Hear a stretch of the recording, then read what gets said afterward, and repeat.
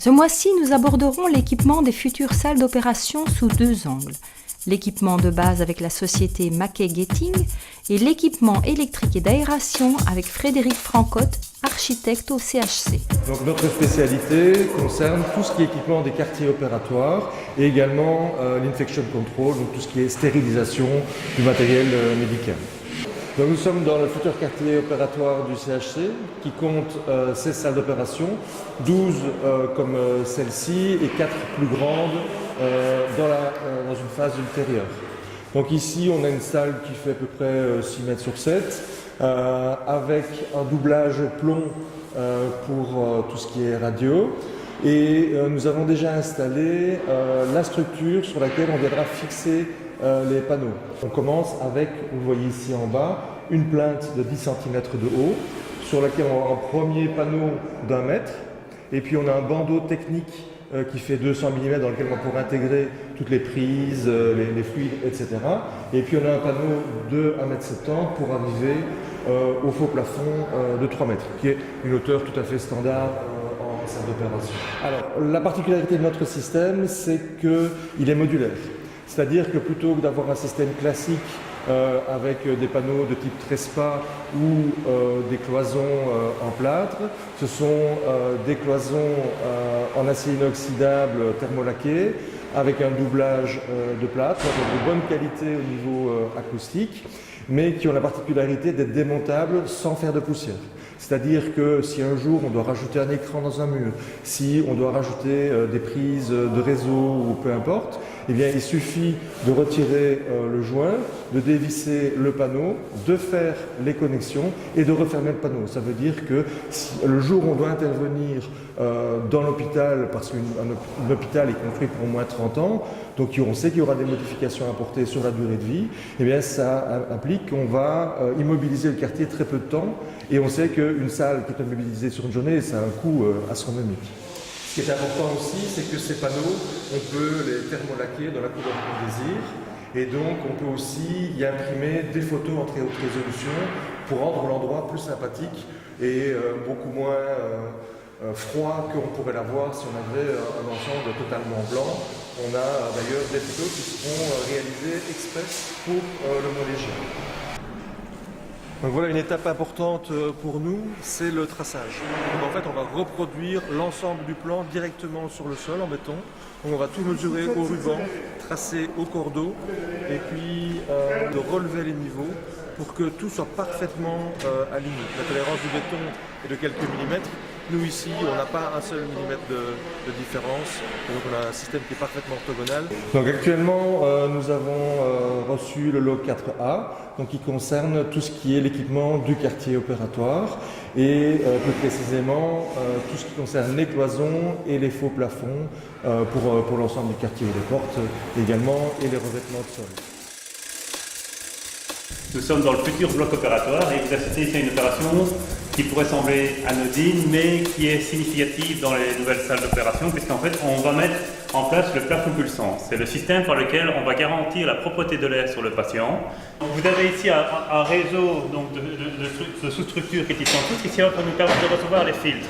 Ces filtres ne devront pas être changés très régulièrement, ils sont changés a priori une fois tous les 5 ans parce qu'ils sont protégés par une cascade de filtres en amont qui va faire qu'ils sont protégés et donc après 5 ans on les remplace lors de la maintenance annuelle du bloc. Il faut savoir que chaque année on ferme le bloc une journée dans laquelle on fait un nettoyage approfondi et on fait tous les contrôles techniques et toutes les réflexions par organismes agréés qui sont nécessaires.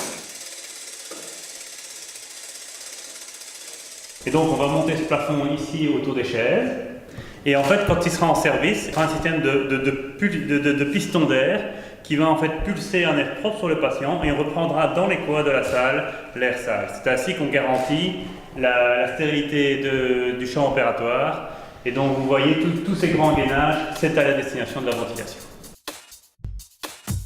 Le temps de changer d'étage, on se retrouve dans les locaux situés au-dessus du quartier opératoire qui regroupent toute la technique du bloc.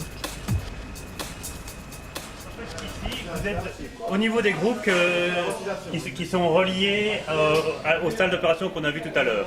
Donc on a un principe de recyclage de l'air. Donc l'air qu'on reprenait en bas, on le retraite, on le refiltre et on l'injecte par les trous que je vous ai montrés quand nous étions en dessous. Autre gros volet du quartier opératoire, l'installation électrique.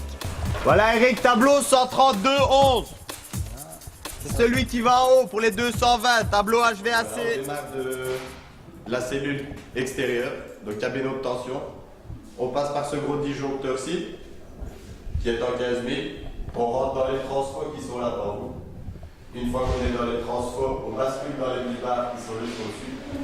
Et on vient dans nos tableaux à 220.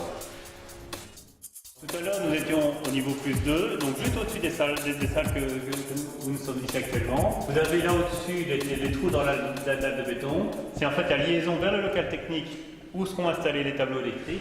Et de ce point-là, on va dispatcher l'électricité. Vous avez ici au-dessus donc tous les fourreaux qui sont préinstallés, comme on l'aurait fait avec une voiture pour le pré-équipement radio il y a quelques années. Et donc, on sera prêt à recevoir, on va tout installer à l'avance. En toiture, les rails qui serviront à soutenir les nacelles de lavage des vitres sont déjà installés.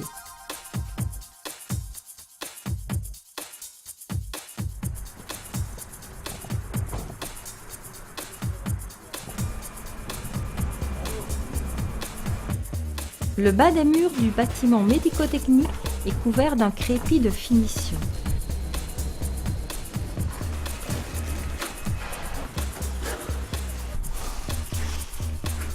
Les seuils sont fixés afin de pouvoir finaliser le recouvrement du sol.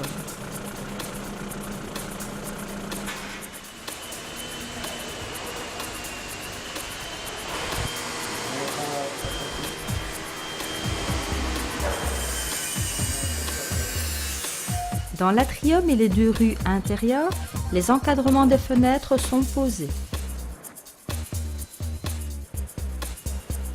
Le bois clair annonce une ambiance cosy et chaleureuse.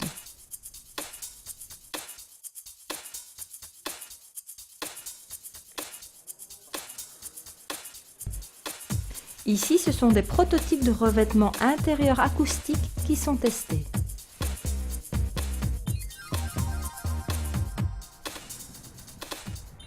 Aux abords, la végétation a déjà repris ses droits. Qu'il s'agisse des zones vertes ou des parkings autour de l'héliport, les mauvaises herbes exigent déjà un entretien, alors qu'une partie des extérieurs reste à faire. En prenant un peu de hauteur, on aperçoit de l'autre côté de l'autoroute différentes mares de taille et profondeur variables. Le parc, destiné aux crapauds calamites, initialement présent sur le terrain de l'hôpital, est terminé depuis fin 2017. Le déménagement des derniers batraciens protégés est en cours avec la collaboration du département de la nature et des forêts.